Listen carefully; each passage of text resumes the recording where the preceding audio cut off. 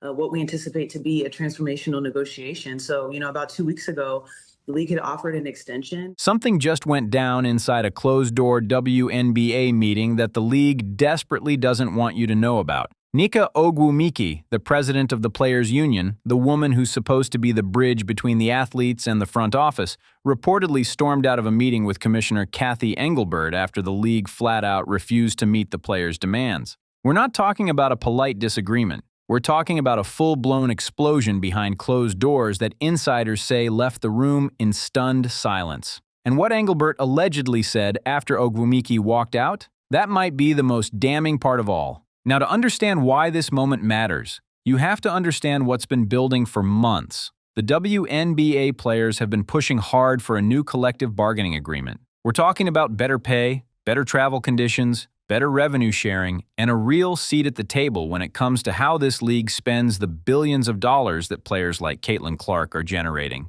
Because let's be honest, the WNBA has never seen money like this before. Merchandise sales exploding, ratings through the roof, arenas selling out in minutes, and the players, the ones actually putting their bodies on the line every single night, they want their fair share. That's not greed, that's common sense. But here's where it gets dangerous. Only the people who are owed nothing and worth nothing need to put on the shirt saying, "Pay us what you owe us." Cathy Engelbert and the league's ownership group have reportedly been dragging their feet on almost every major demand. Sources close to the negotiations say the league came to the table with a proposal so far below what the players asked for that it was almost insulting. We're talking about a counteroffer that barely moved the needle on base salaries, offered almost nothing on revenue sharing, and completely sidestepped the travel conditions that players have been begging to fix for years. Charter flights? Still not guaranteed? Improved medical coverage? Vague promises with no specifics? Housing stipends that actually reflect the cost of living in WNBA cities? Nowhere to be found. And Nneka Ogwumike, who has been fighting this fight longer than almost anyone, apparently had enough. If you're rocking with the players on this one, comment "pay them" down below. Let's go. The league sources described the move as historic. They all came out wearing these shirts. Here's what insiders are saying went down.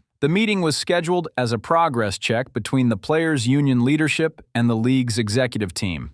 Ogwumike came prepared. She brought data. She brought comparisons to other professional leagues. She brought the receipts on exactly how much revenue has surged since Caitlin Clark entered the league, and how little of that has actually trickled down to the players. According to people familiar with the discussions, Ogwumike laid out a case that was methodical, fact-driven, and frankly, undeniable. And Engelbert's response? Insiders say the commissioner essentially told the players' union that the league's current financial structure couldn't support the demands being made, that the growth everyone is celebrating is still new and unproven over time. That ownership groups need to protect their investments before redistributing revenue.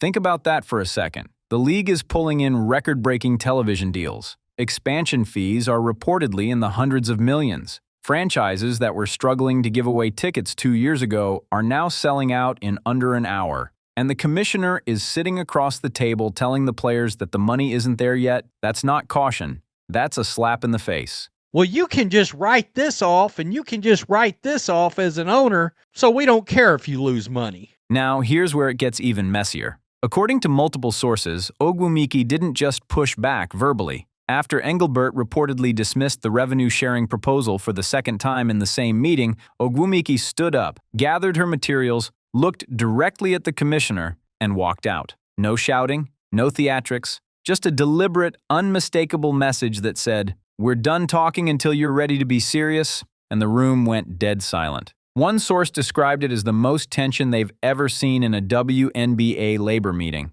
Another said it felt like watching someone finally draw a line in the sand after years of being told to be patient. Because that's what Ogwumike has been doing. Being patient, playing the diplomat, trying to find middle ground. And according to people close to her, she reached a breaking point when it became clear the league wasn't negotiating in good faith. They were running out the clock. Let that sink in. The president of the Players Union, someone known for being measured, professional, and strategic, felt so disrespected by the league's position that she physically removed herself from the room. That tells you everything you need to know about how far apart these two sides really are. But here's the shocking twist. What Cathy Engelbert reportedly said after Ogwumike left the room might be even more revealing than the walkout itself. According to insiders, Engelbert turned to her team and said something along the lines of, "She'll come back. They always do." Now let's be crystal clear. That quote has not been officially confirmed. The league has denied that any meeting ended in a walkout,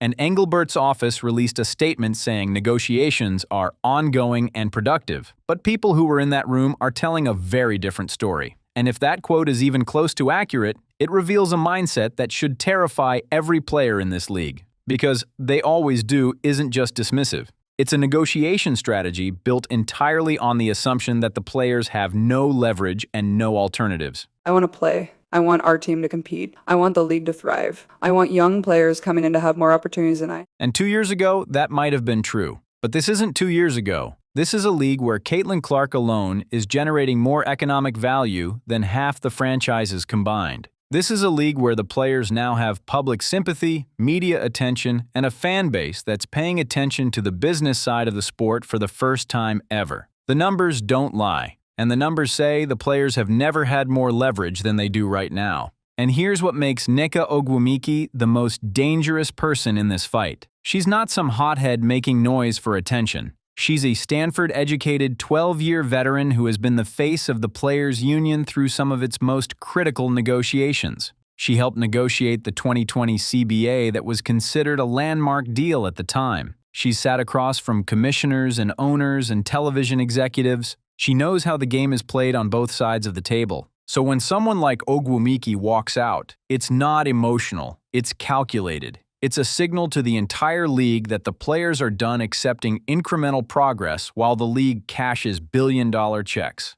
She's been on record multiple times saying that the players deserve to share in the growth they're creating. In interviews, she's talked about watching players struggle with housing, with travel, with medical expenses that should be covered but aren't. She's talked about the gap between what the league earns and what the players take home. And every single time, she's been diplomatic about it. Every single time, she's chosen her words carefully and played the long game. But here's where it gets wild. Walking out of that meeting, that wasn't the long game anymore. That was Nneka Ogwumike telling the WNBA that patience has an expiration date, and it just expired. Make no mistake about what's really happening here. This isn't just about one meeting. This isn't just about one walkout. This is about the future of the WNBA and whether the league is going to evolve into a legitimate, player-first professional organization or continue operating like a side project that generates real money but distributes it like a charity. Because the players see what's happening. They see Caitlin Clark selling out arenas in 37 minutes. They see expansion teams paying 9 figures just to get a seat at the table. They see television deals that dwarf anything the league has ever seen. And then they see their own paychecks and their own travel schedules and their own working conditions, and the math doesn't add up. The league brought in more revenue last season than in any year in its history. And the average WNBA salary is still a fraction of what players in comparable men's leagues earn. Not a smaller fraction, a laughable fraction. That's not growth. That's exploitation with better marketing. And Nneka Ogwumike knows it. Caitlin Clark knows it. Every player in that league knows it. The only people pretending they don't? The ones writing the checks. Yeah, so, our priorities haven't changed. When we say transformational, we want a salary system that's tied to a meaningful share of revenue that we help generate. Now, here's what I need you to understand. As dramatic as all of this sounds, and trust me, it is dramatic, we need to be honest about something. A lot of the specific details floating around right now, the exact quotes, the blow-by-blow of what happened inside that room, those are coming from anonymous sources and unverified reports. The league says negotiations are proceeding normally. Ogwumike's camp hasn't publicly confirmed every detail that's been reported. But here's the thing. Where there's smoke, there's fire. And there is a lot of smoke right now. The tension between the players' union and the league office is real. The frustration over the pace of CBA negotiations is real. Ogwumike's public comments over the past year have been increasingly pointed, and the gap between what players are asking for and what the league is offering is, by all credible accounts, enormous. So whether every detail of this particular meeting happened exactly the way sources are describing it, the underlying story is undeniable. The players are fed up, the union president is done waiting, and the commissioner is about to find out that "they always come back" might be the most expensive assumption she's ever made. This isn't just about basketball anymore. This is about power, money, and whether the most exciting league in American sports right now is going to reward the people who built it or squeeze them until they break. If Ogwumike and the players hold firm,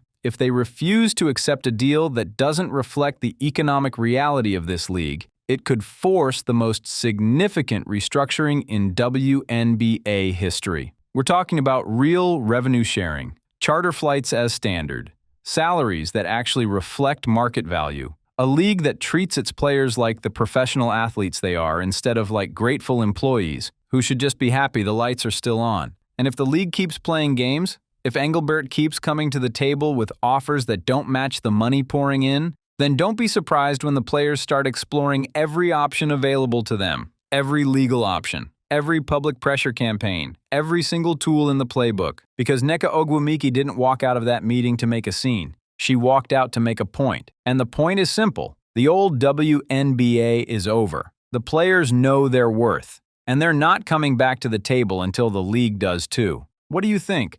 Was Ogwumike right to walk out, or should she have stayed and kept pushing? Let us know in the comments. And if you're standing with the players, comment "pay them" down below. Like, subscribe, and turn on all notifications so you never miss out. Click the video on the screen and we will see you in the next.